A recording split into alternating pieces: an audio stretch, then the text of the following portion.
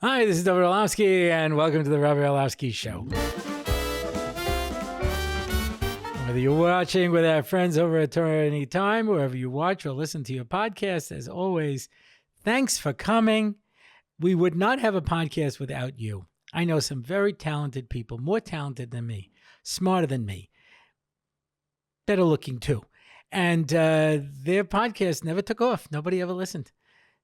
So if you want to make a podcast and nobody watches, it's very depressing. After a while, it's going to stop. I know for myself, when sometimes you look and you see, somebody's talking about a topic that's interesting, and you look at it and it's like 83 views. You're like, nah, it's not worth my time. So the fact that so many of you come, and those of you who subscribe and share and like and comment so that more people find out about it.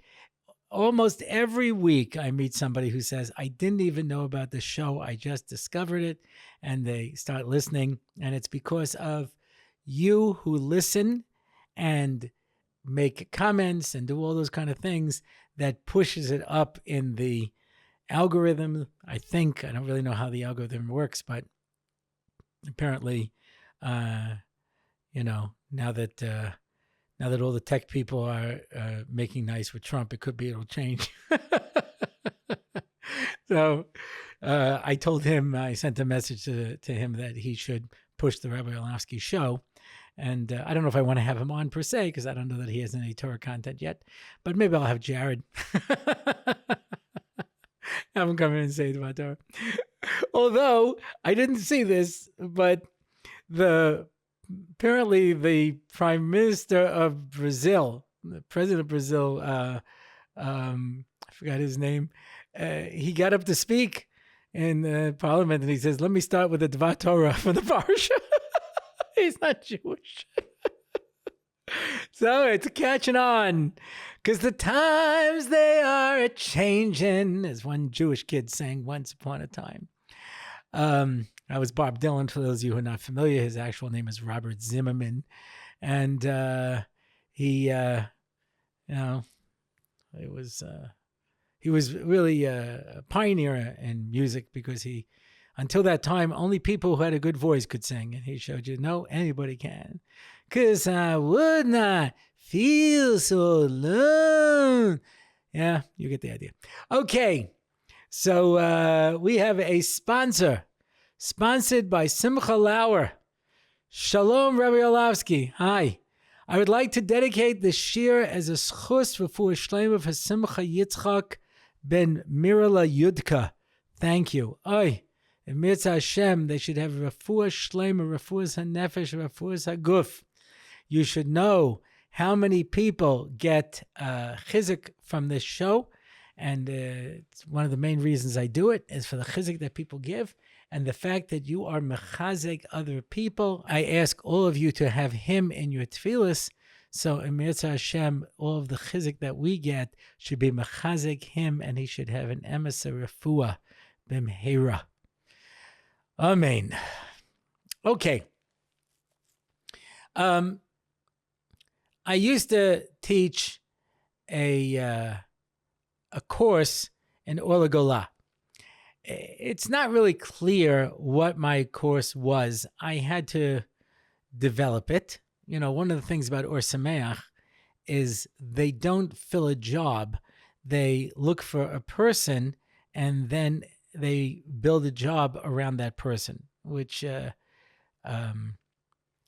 definitely an intelligent thing if you're looking for good people.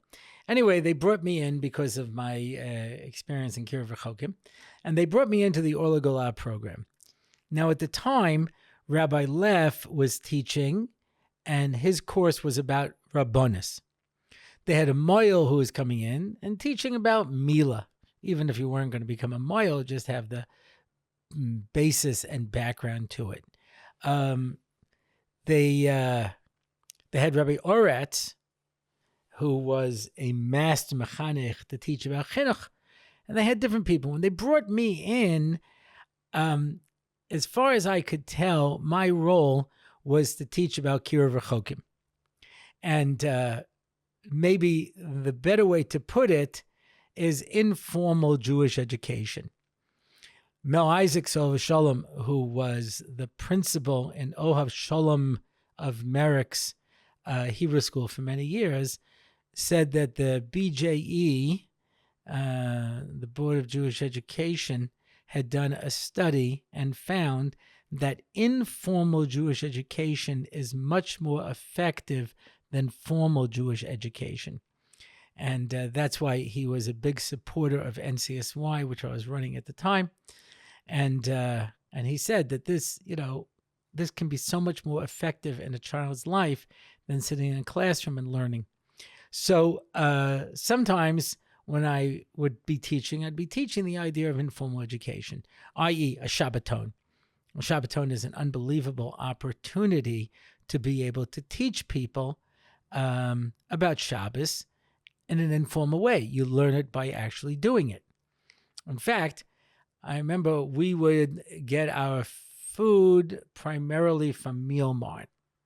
And so we served gefilte fish and chicken soup and roast chicken and potato kugel and, cholent, all that Jewish food. And somebody said to me, why don't you serve food that the kids like? Spaghetti and meatballs, stuff like that. So I said 2 reasons. One is because then I'll have to buy more food. Like this, I know at least half the kids aren't going to eat. I save money on that. I said, but there's a bigger reason. I want to teach the part of teaching Shabbos is Shabbos food. And there's a reason why we eat what we eat. Right? Gefilte fish was developed because of the Isser of Borei, that when you eat a piece of fish, it has bones, and people are going to pull the bones out of the fish. That's mamish Borei. So what they would do is they would debone the fish, mix it up with some stuff, stuff it back into the fish, and then cook it up. So that real gefilte fish, I've never seen it in America, but you can buy it here in Eretz Yisrael, is essentially a slice of fish, usually carp, with its fish around it, and the gefilte fish is in the middle. And eventually, someone came up with the idea of leaving out the fish entirely and just taking the filling and making them into like knedlach, matzah balls, and dropping them in the water and boiling them that way. And that became gefilte fish. But the term gefilte fish is Yiddish. The way you say fish in Yiddish is fish. And the way you say to fill something is to gefill it. So a gefilte fish is a fish that was gefilt. And the whole reason of gefilte fish is to avoid having to have a problem with Borei. Yeah. Cholent is because you wanted to have hot food on Shabbos. So they would have food that could sit on the stove for a very long time. Like basar shor, the Gemara brings an example, ox meat, or beans, which boil for a very long time. You know that if you just boil up beans, they're going to come out hard. They have to boil for a very long time till they become, soft and edible. So someone told me, and I don't know if this is true, but like I say, I'm not Pesach Kron. I should have a Refuah Shleima. I just repeat what I hear. And that in French, shul is hot and lent are beans, like lentils. So shul lent is hot beans. I don't know if it's true or not. But that's why we eat cholent. So there's a reason for Jewish food, and let them get used to what Yidden eat. And that's one of the reasons that we have such a high percentage of heart disease. You sit down to a Shabbos lunch, and you have a cholent, and you have kishka, and you have kugel, and you have chopped liver, and then you go straight to the hospital. Your cholesterol is coming out of your eyes, it's shooting up this way. But be that as it may, it's a experienced, and we would have discussion groups, right? They would call them educational sessions as opposed to classes. And they were more often than not discussions and on topics that the kids would be interested in. And, it was a very positive experience. Yeah. So that's that's informal education. One of the classic forms of informal education was the model Seder that they would have in Hebrew school, where instead of teaching these kids about a Seder, they would actually have them act out a Seder and see what it's like. That's informal Jewish education. Never chance to see it. I had, when I was teaching Hebrew school, Mel Isaacs had, whoever was teaching the oldest class had left, and he asked me if I'd fill in. So when it came time for the model Seder, I mean, these kids are already bar mitzvah age. I wasn't going to do another model Seder for them. Instead, I had them come in and prepare food for the Seder. Now, most of these kids didn't come from houses that were even kosher for Pesach. And I taught them how you make charoses and how you, I brought in a broiler. We broiled the eggs and the bones. I had them check the lettuce, the romaine lettuce. I had them grind up the morah, the horseradish. And they just came to life in ways that they never did in a class because it was an informal Jewish education. So when I ran NCSY, I would make every year a ski trip up to some ski resort. And it was almost always sold out. Yeah. 4:00 in the morning, everybody's standing there. Some of them had their own skis, etc. And someone said to me, what's the purpose of this trip? You're essentially a kiruv organization. I said, because we have a 3-hour drive up and a 3-hour drive back. And I brought a lot of advisors along who could just sit and schmooze with the kids. I have a captive audience for 6 hours. They're stuck on the bus. Besides the fact that while everybody was out skiing, I would sit in the lodge and sip a hot cocoa. And, as the kids would come in, I would sit and schmooze with them. I would take the injured kids to the hospital and give them more time with them, So, it's an opportunity, an informal educational opportunity to be able to affect people. So I taught a course on how to run a Shabbaton and how to prepare an educational session and things like this. And part of the course was how to answer basic questions on Judaism. Because I find this is one of the scarier areas that people encounter when they consider getting involved in kiruv rechokim. They say to me, what do I do if someone asks me a question that I don't know the answer to? And they're terrified of this. So I would first give them an introduction of how to answer questions. And then I would go through sample questions in different categories that people get asked most often and how to give an answer to them. It's not a definitive answer. I remember Rabbi Josh Hartman was teaching hashkafa issues to the guys. And at one point, he was going to deal with the question of bechira. How can you have free choice if HaKadosh Baruch Hu already knows everything? And the guy said, oh, Rabbi Orlofsky already answered this. He said like this. So Rabbi Hartman looked at them and said, I understand, but other people have spoken about it. Because what I did was basically, snappy answers to snappy questions. I did not by any means go into it in depth. Yeah. I bring an example that I was doing a question and answer in Texas. And one of the girl advisors, and the questions were not for the advisors, it was for the participants. One of the girl advisors says to me, do you allow girls to learn Gemara? Now, I don't know if you could pick up the hostility in that question, but obviously she felt that girls should learn Gemara. I guess she anticipated that I was going to say girls shouldn't learn Gemara. So instead of asking a question like, do you think girls should learn Gemara? She says, do you allow girls to learn Gemara? So from the hostility in the question, it was obvious that she wanted to paint me, as a flag-burning, stone-throwing, woman-hating Haredi extremist. And I decided not to play the game. So I said, me? I don't allow or disallow anything. So she tries again. Does it bother you when women learn Gemara? Now, that's not a question. What are you, my therapist? Does it bother you when women learn Gemara? So I said, no, it doesn't bother me, but both things don't bother me. Maybe things should. So she finally comes up with a question, and she says, if a girl would ask you, should she learn Gemara, what would you tell her? I said, why? You obviously don't care what I think. She's like, what?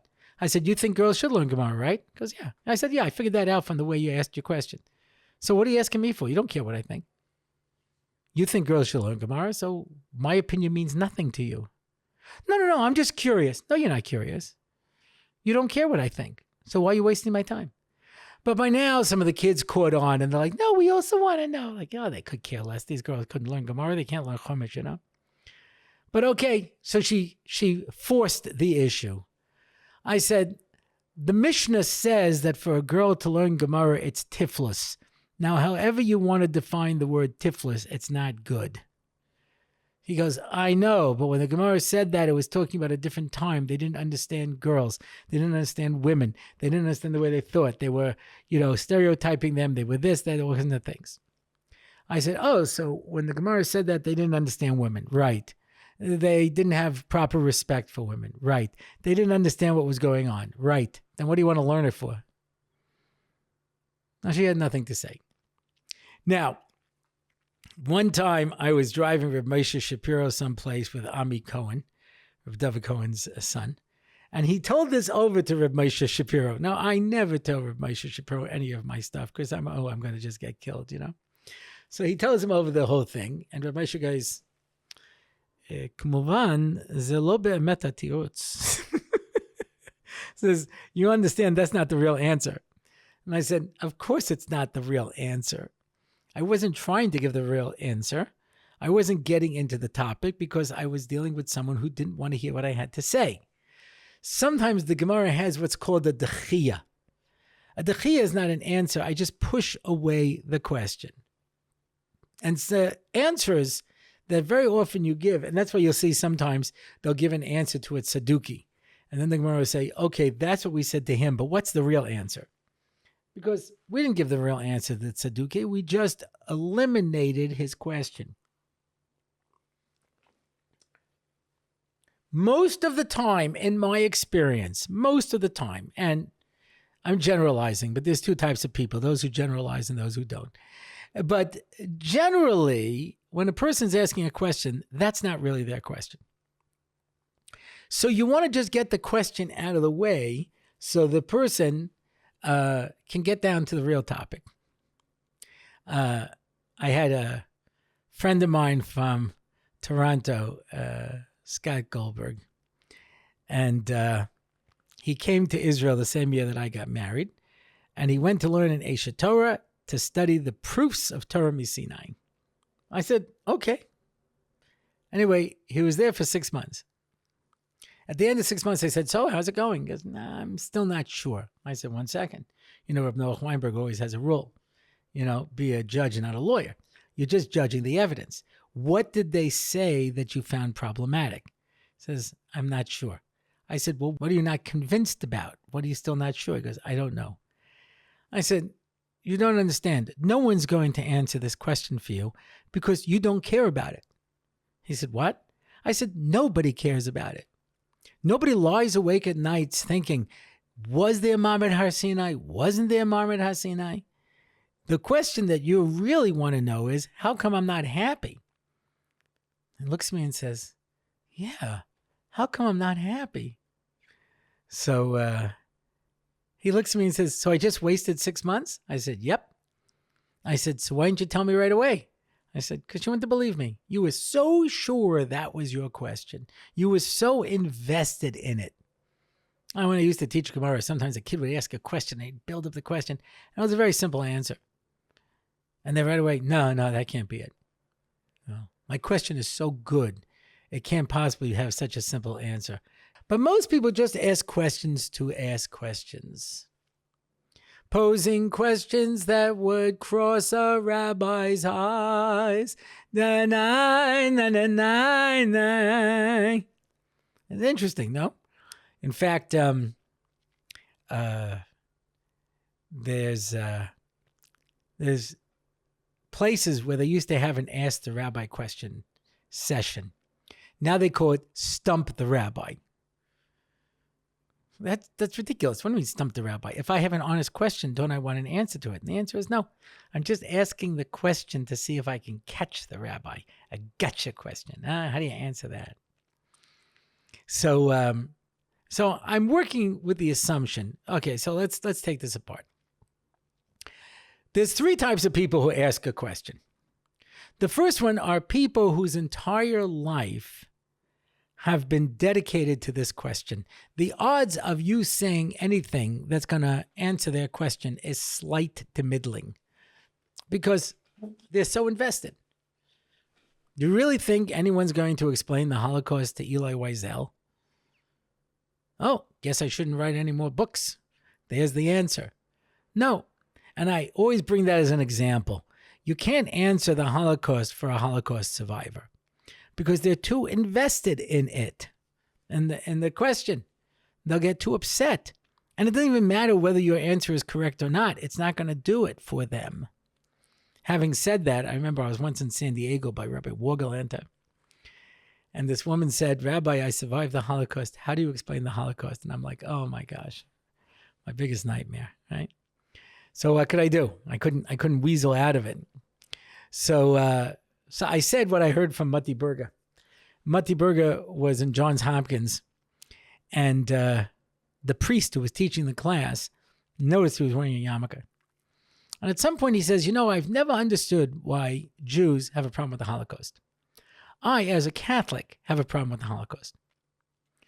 Because everyone agrees that the Nazis were pure evil come down to the world. Whenever they want to depict somebody as evil, they say a Nazi. Hitler, right? That's the epitome of evil. So the epitome of evil wants to destroy good.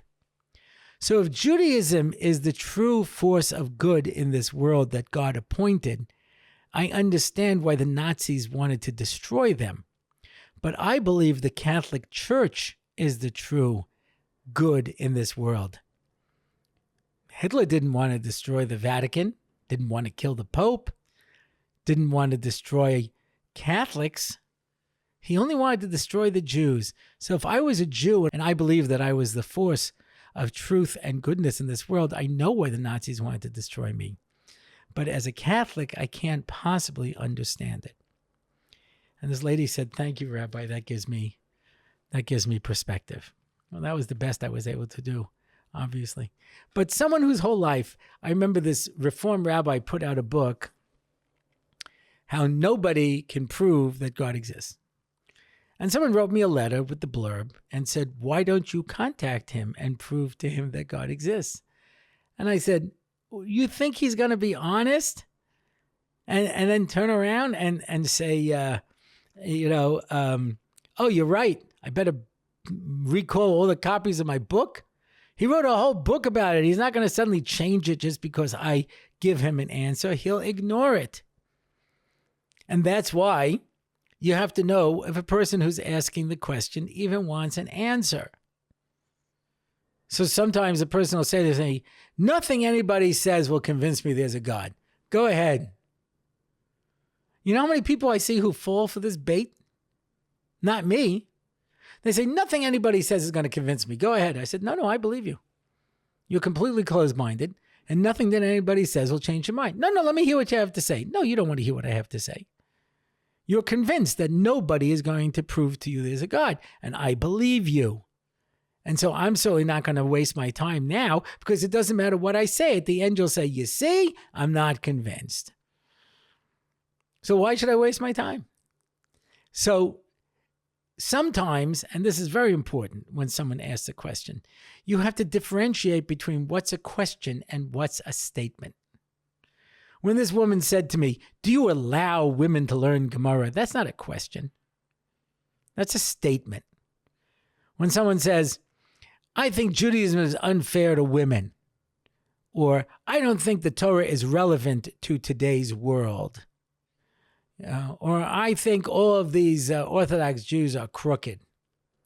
None of those are questions. And when someone makes a statement, well, I don't want to acknowledge it, because shtika kahida, I don't want to be that I said, well, yeah, I hear what you're saying, or anything like that. My go-to is, oh. And for most people, that's enough, because they didn't want to hear an answer. They're not interested in an answer. They're just making a statement. So why would I engage with someone who clearly doesn't care about what I have to say? And the older I get, the more convinced I am that most people aren't interested in what you have to say. Most people just want to hear what they have to say. As Dale Carnegie says in How to Win Friends and Influence People, key people can listen to themselves talk about themselves for hours. They don't really care. So people will come over to me and say something, and I'll be, and they're perfectly content with that. On rare occasions, people say, do you agree? And then I'll say, no. Why not? Oh, there's a question. And then I have to decide whether I want to engage with this person, or I will say, as I said to that girl in Dallas, what do you care what I have to say? Your mind is already made up. So I have to make that decision on the spot. But if I do give an answer, the answer is going to be the chiyah, to get this question out of the way. Because sometimes people don't care about the question. The question is just a question. Right? Stump the rabbi. I've had people, all of this is maisim shahayu. People say to me, can you prove there's a God? Yes. I thought you can't prove there's a God. Yeah, I can. Really? Yeah. Oh. You want to hear it? No. How come Judaism is unfair to women? It's not. Really? Yeah. I thought it is. Nope. Oh. How come, people are keeping Judaism outdated? And I said, it's not. It's relevant today. It is? Yeah. All the mitzvahs? Yeah. Wow. You want to hear how? No. Sometimes they'll make some kind of outrageous statement and I'll just give a quick response to it. Circumcision is barbaric. No, it's not. Barbarians don't do it. Oh. And that's enough. Once in a while, almost never, someone actually read National Geographic instead of just looking at the pictures, and they say, no, there's a tribe in Africa where they also do circumcision. Okay, fine. Now we'll talk about it. But most time, people don't even care. Just ask the question. That you may have experienced this. Sometimes someone asks you a question, you actually know the answer. And as you start giving them the answer, they get this bored look on their face.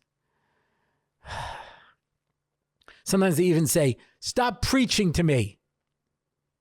And you're like, but you asked me. That's because you made the mistake of thinking they care about their question. They don't care about their question. They don't want to hear your answer. Now, that's some people, right? That's a minority of people who really are dedicated. Then there are people who are serious questioners. They'll ask you a question, and you say, that's very interesting. There was a whole book written on this. Would you like to read it? Yeah, I'd like to read a book on the subject. There's a whole class on this. Do you want to come to the class? Or I have a recording of the class. Yeah, I'll listen to that. That's the second category. The remaining 95% of people who ask questions don't care at all about the question. And so the more time you invest in answering their question, the less productive it is for you and for them. They don't care about the question. So you just need a dechiyah to get the question out of the way so they can deal with whatever the real issue is that they're asking. And figuring out what the person is actually asking. Ari Khan, when I was in Discovery, we were on a question and answer panel, me and Ari Khan and Mati Berger. And he told me a side once. He says, don't answer the question, answer the questioner. Figure out why this person is asking this question and what it is they're trying to arrive at. That goes a long way to being able to answer the question. Rabbi Brickman, who runs the Derech Yeshiva in Or Sameach, he told me that Rabbi Leff was once doing a question and answer for the boys. And one of the boys said, how do you understand Lubavitch? And he says, the first thing he said is anybody here a Lubavitch? And Rabbi Brickman said to me, that was such a brilliant question, because if there was, he would have probably answered the question differently, because he knows that there are people who are sensitive to it. And so you have to take those sensitivities into account. When I was asked to speak for a time, which are people who've been married for a long time and are childless, so you obviously have to answer the question differently than you would for people who have children. How do you deal with childlessness? When somebody asks you about the death of a child and they've lost a child, then you understand it's a very emotional issue and you have to answer it differently. So you answer the question for the person who's asking the question. Therefore, the biggest, most effective tool you can develop is the following phrase: what do you mean? Because a lot of people answer the question that they think the person is asking, as opposed to answering the question that they're actually asking.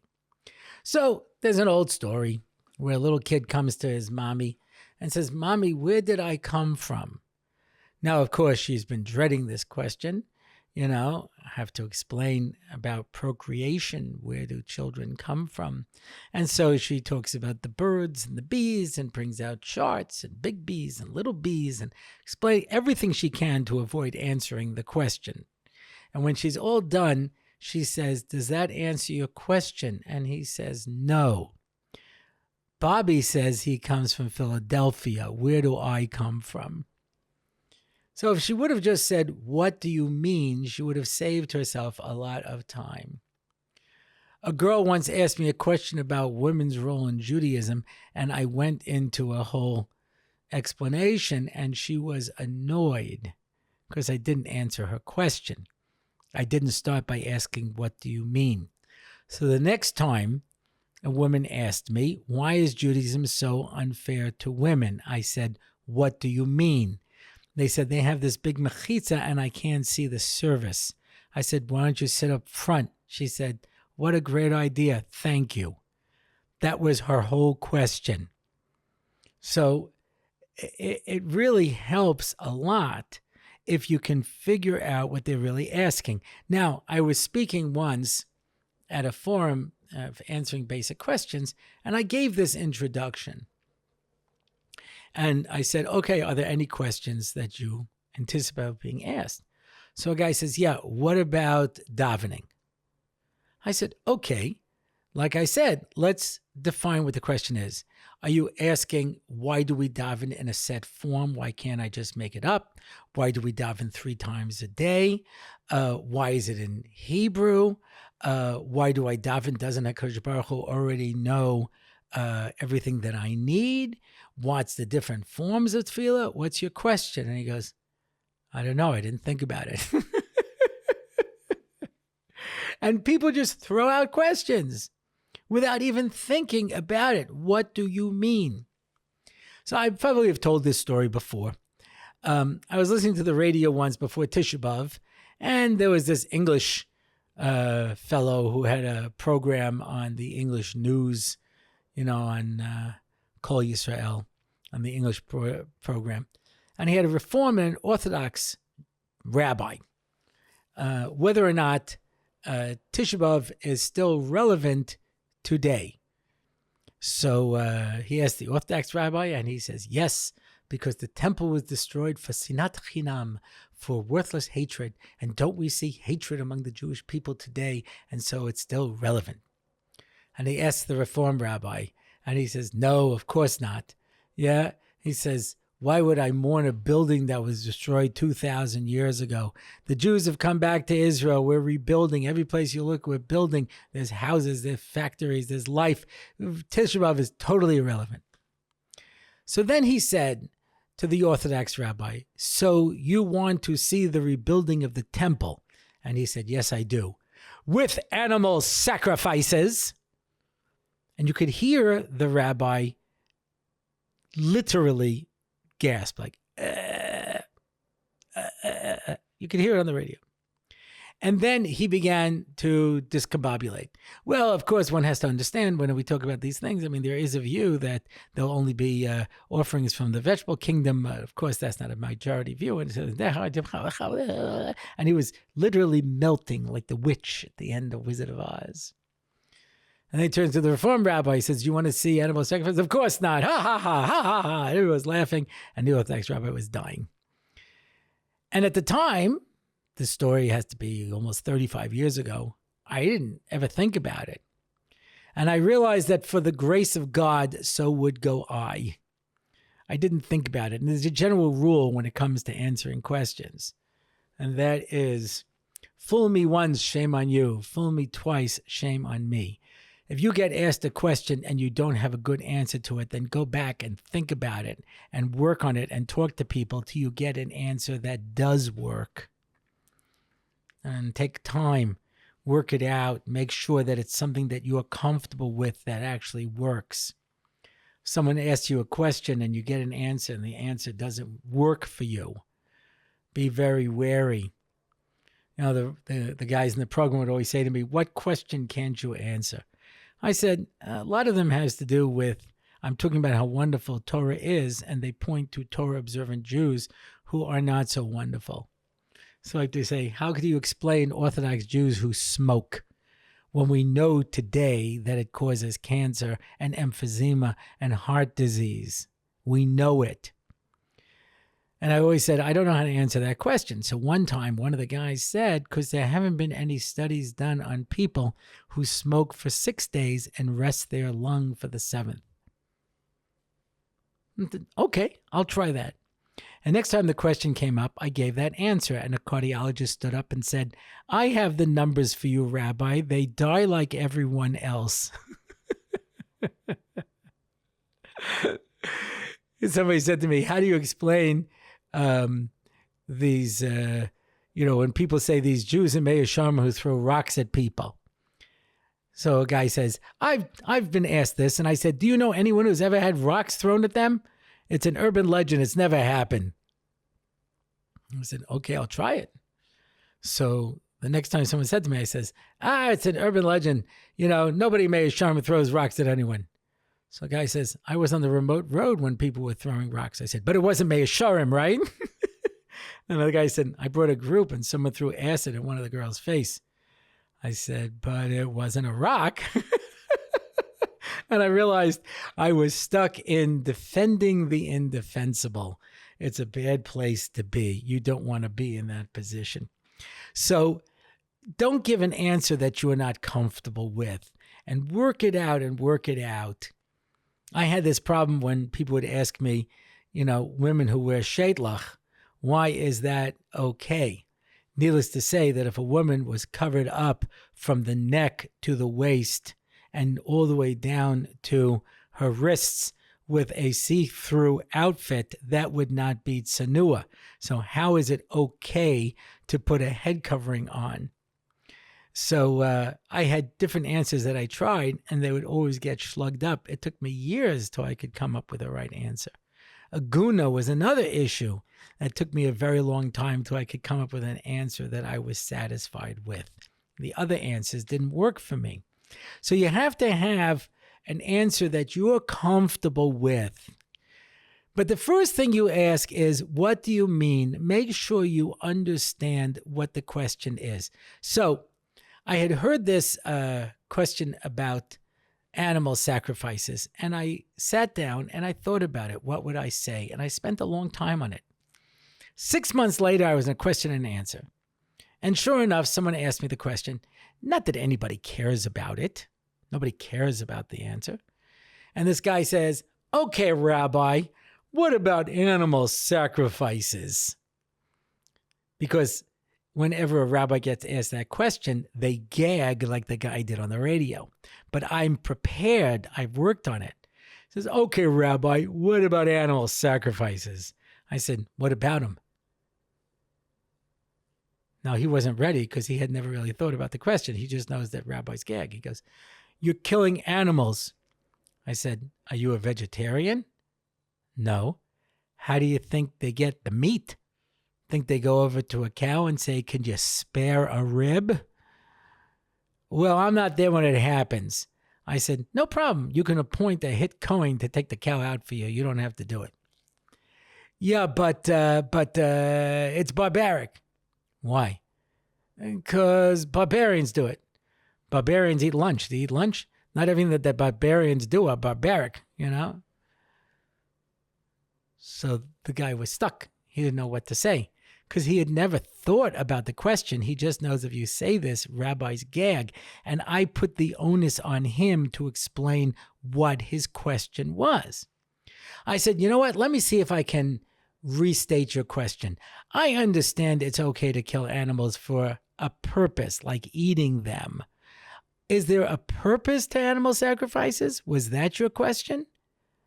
Yeah. Oh, that's a great question. Okay, the Ramban asks it at the beginning of Vayikra. Let's go into that. But I refined the question by getting him to ask it. I'm almost positive I've told this story before, but it's one of my favorites.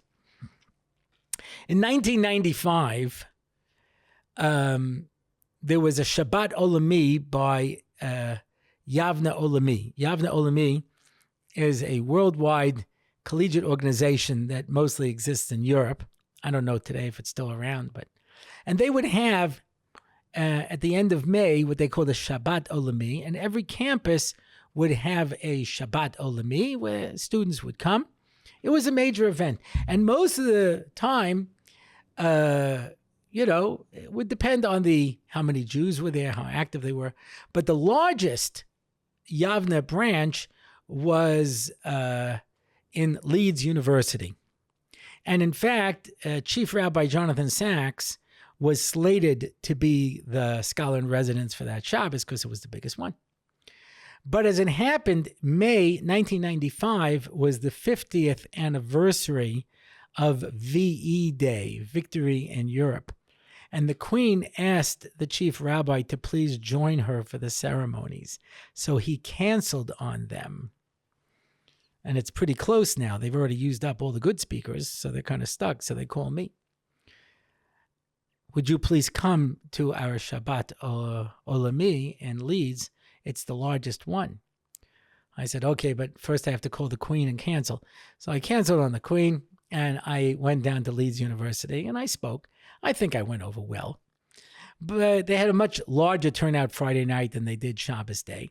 But Shabbos Day, as we're sitting at the meal, a guy comes over to me and says, Chief Rabbi Sachs was supposed to be here. And I said, I know. He says, if he came, I wouldn't have come. And I said, why is that? And he said, because I'm a progressive Jew, and Rabbi Sachs doesn't like progressive Jews. Now, if you've been paying attention till now, you know what my answer was. Oh. And then he said to me, what do you think about progressive Jews? And I said, look, I'll tell you the truth. I don't know what it is. We don't have it in America. Is it like Reform? He says, no, it's not like Reform. I said, is it like conservative? He says, it's not like conservative. I said, what is it? And over the next 5 minutes, we came together to a few conclusions. He had no idea what progressive Judaism was, but he knew that he was one, and he knew that he didn't like Rabbi Sachs because he didn't like progressive Jews, and he liked me because I did not have a position on it because I didn't know what it was, and neither did he. And by the end of the meal, he decided he was going to keep Shabbos. But why do I have to answer the question? What do I have to provide it for? You're telling me what's my position on progressive. I don't know what it means. And I say, you explain it to me. I don't know what it is. I've had situations where people make these statements. They use this very fancy jargon to ask some kind of question. And I say, I don't know what that means. He goes, well, if you don't know what it means, I can't explain it to you. I said, give it a try. I'm a pretty bright guy. He says, no. If you don't know, I can't explain it to you. One time I kept pushing the guy. It came out sounding too argumentative. So now I just say, okay. And I turn to the crowd and I say, one of the hardest questions to answer is the one where the person asking the question cannot tell you what the question is. So when you figure out how to explain to me what your question is, I'll be happy to answer it. Until that point, I'm really not interested in answering it because there's no question here other than the fact that you're insisting I have a question that you can't answer. So I always like to put the onus on them. So when it goes to answering a question, you have to figure out, first of all, is the person sincere? Number one. Number two, how invested are they in this question? Number three, how much time are they willing to give you? Number four, make sure you know what the question is that they're asking and where the question is coming from. And then you can spend your time answering the question in as short a period as possible. Like I say, if you have part of the 5% of people who are actually interested in hearing your question and will actually spend time on it, okay, now you have to get your sources. But I have developed a series of short answers for people who are not interested in hearing a long answer that are essentially dechiyas that will technically answer the question without getting too deep into it, so that if a person's really interested, hopefully they'll study more, but at least it'll solve the initial problem. And we're not going to have time to do that in our context. Obviously, if you have been listening to my podcast when we come to the question and answer section, that's part of what I do. Some of these questions are questions that are there. But I have a more Masuda way of doing it. And I have been asked a number of times, can I do this as an online course and teach people how to answer basic questions on Judaism? So I didn't get much response to the idea of starting a Pirkei Avos course, but perhaps this is something that interests people. And if you can write to me on my website, RabbiOrlofsky.com, if there are enough people who are interested in such a course, I will offer it to them to go systematically through all of the different questions that people ask, the basic questions in Judaism, and how to answer those questions. So, again, you know where to reach me, and you know how to find me, and that's something we might do. And as would seem appropriate, that brings us to the question and answer portion of our program.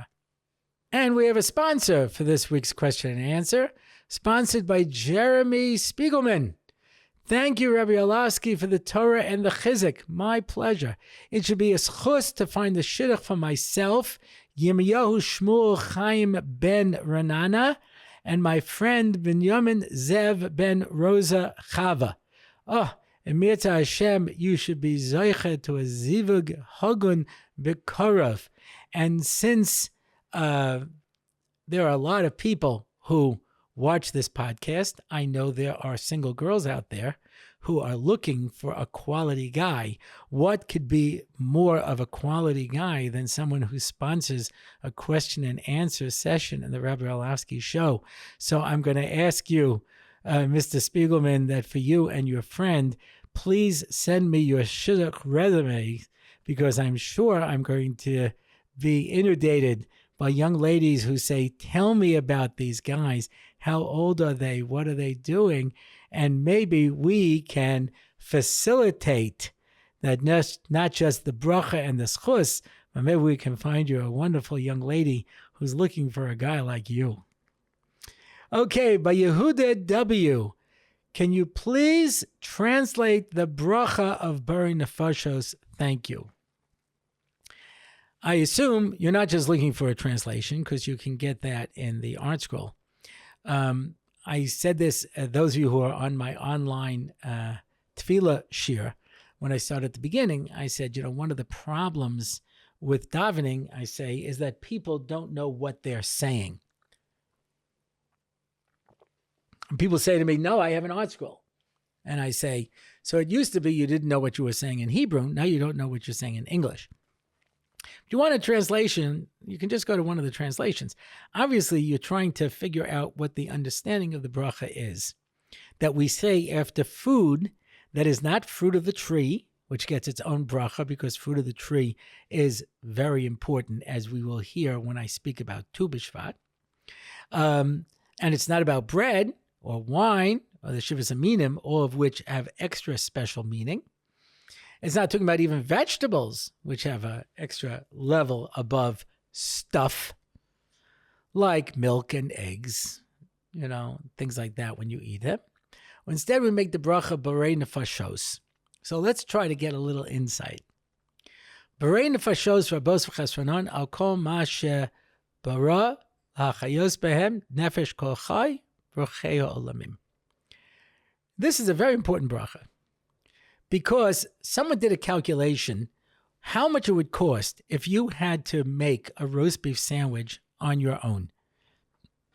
You would have to have land, and you would have to plow it, and you would have to seed it, and you would have to harvest it and winnow it and thresh it and grind it and everything necessary to make the flour to be able to bake the bread. Then you'd have to have a cow, and you'd have to raise the cow. And then you'd have to shuck the cow, and then you'd have to salt and soak the cow, and you'd have to go through all of the process necessary to get the meat. And then if you want to put some lettuce and tomato on it, forget about it. It will turn out to be $1,000 easy to be able to make one by scratch, if not more. Whereas a roast beef sandwich is much cheaper than that if everybody joins in together. So if the farmer does his job, and the flour mill does their job, and the baker does his job, and the herder, the rancher, does his job, and the shochet does his job, and the butcher does his job, and then the restaurateur gets all of these things and puts it together for you, it'll be much cheaper. Everybody was born with lacking. It's almost impossible for somebody to make it completely on their own. Jules Verne wrote a fascinating novel called Mysterious Island, where these people escape a Confederate prison camp in Richmond in a balloon during a storm. This is quite a storm because it blows them all the way across the entire continent of North America, out into the Pacific Ocean, into a deserted island in the middle of the Pacific. That's some storm. Really unusual, especially when you consider that the winds in the world blow from west to east. And this was a storm that took them from east all the way across the Appalachian Mountains, across the Rocky Mountains, out into the Pacific Ocean. Quite an unusual storm. But anyway, they land on this island and they have nothing. And there's a guy there named Cyrus, who's something of a scientist. And he figures out the most amazing things. But even Cyrus can't do anything. There's a guy there, Pencroft, who is a sailor. And he knows certain things that other people don't know. And everybody has something to contribute to it. So even though Cyrus is very, very smart, he can't do everything himself. And so you can find somebody, the old expression, jack of all trades, master of none. You can find people who know a little bit about everything. But of course, certain people are going to be more expert in different areas and be able to speak about it in a different way. So everybody has their job. And a farmer probably is not going to be a weaver. He might know how to weave a little bit, but he's not going to be a weaver. He can't be a weaver and a tailor and a doctor. And be able to do everything. Even a self-sustaining farm has to buy their equipment. They're not doing metallurgy to be able to make their tools. Everybody needs people in this world. And so after we have eaten, we say, you've created many different people with many lackings. In order, lachayos behem, to keep us alive. It's all of us working together. No man is an island. Yeah, a person can't do it on their own. It takes a village. Yeah, V'rocheha olamim. HaKadosh Baruch Hu keeps all the different types of people in this world alive. Everybody has their contribution, and through the benefit of commerce, everyone can work together to be able to survive. And that's why when Yaakov Avinu comes to Shechem, it says he made an improvement. Rashi says he either made a shuk, a marketplace, so people can do business, or he created coinage, so people didn't only have to relate on barter to be able to do business. When everyone works together, we can make the world a much easier place. And that's it for this week. If you want to find out more about the show, you can go to my website, RabbiOrlofsky.com, and you can sign up for one of my online shiurim. You can express interest if you want the question and answer series. You can, there are shiurim and things to download over there. You can leave a comment. You can ask a question. You can sponsor an episode, sponsor a question and answer, sponsor a Parsha in 5. Yeah, all of these opportunities are there. You can still find the link for the Torah Live discount, where you can sign up for Torah Live, Rabbi Siddur, and be able to get all of that premium material at a 10% discount. And that's it for this week. Until next time, I am David Orlofsky, and this has been the Rabbi Orlofsky Show. It's the Rabbi Orlofsky Show. Torah and Simcha, ready to go. It's the Rabbi Orlofsky Show. Knowledge and wisdom will help you grow. Lots of fun in every episode, and we don't have to rhyme. No, we don't. It's the Rabbi Orlofsky Show on RabbiOrlofsky.com. Torah anytime, YouTube and more. It's the Rabbi Orlofsky Show. Torah and Simcha, ready to go. It's the Rabbi Orlofsky Show. Till next time, till we meet again. It's the Rabbi Orlofsky Show. It's the Rabbi Orlofsky Show. It's the Rabbi Orlofsky Show.